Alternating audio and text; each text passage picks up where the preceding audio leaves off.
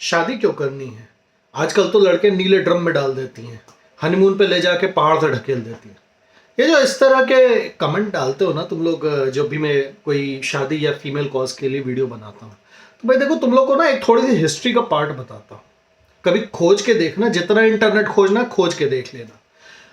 आपने कभी भी किसी पति को स्टोव से जलते हुए नहीं सुना होगा। आपने कभी किसी ससुर को स्टोव जल के कोई मर गया ये नहीं सुना है।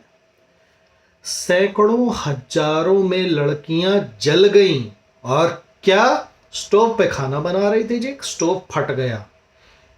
हम जब बड़े हो रहे थे और जब बस पढ़ना सीख रहे थे और अखबार में घर वाले पढ़ाते थे कि ठीक है तुम्हें पढ़ने की आदत लगेगी, इस तरह की खबर अखबार के पहले पन्ने, तीसरे पन्ने और पांचवें पन्ने पे बड़े आराम से हुआ करती थी कि भाई फलाने जगह पर जो थी एक बहू, उसकी मौत हो गई, क्यों? स्टोव पे खाना बना रही थी और स्टोव फट गया।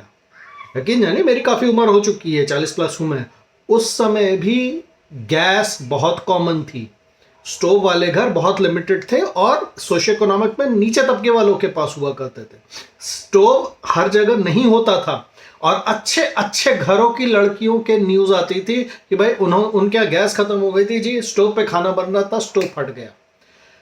इस दहशत के बीच में भी कभी भी लड़कियों ने ये नहीं बोला कि भाई हमने शादी नहीं करनी, आजकल तो स्टोव फट जाता है। कभी किसी ने नहीं बोला। शादियां हो रही हैं, शादियां भी हो रही हैं, निभ भी रही हैं।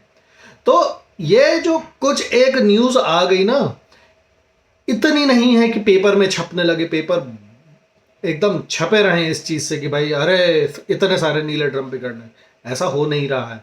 आप कितना भी नंबर उठा लोगे, वो ना 0.0000 का परसेंटेज निकलेगा।